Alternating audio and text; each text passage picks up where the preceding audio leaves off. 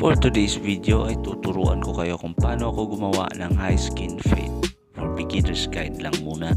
First, gamit ang 1.5 na guide, tinatanggal ko muna ang makakapal na area sa gilid. Dapat paikot ito sa buong ulo. Wave motion mo lang pataas hanggang magpantay na ang gilid. At dito mga boss, naka-open lever na tayo. Gumawa tayo ng guideline at paikot yan sa buong ulo. At dito naman mga boss, magsimula na tayo mag-blending.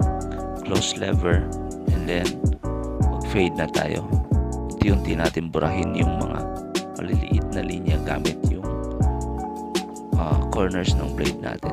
At dito naman mga boss, gamit ang 0.5 natin na guide, burahin na natin yung unang guideline na nagawa natin kanina. Wave motion pa rin. At pag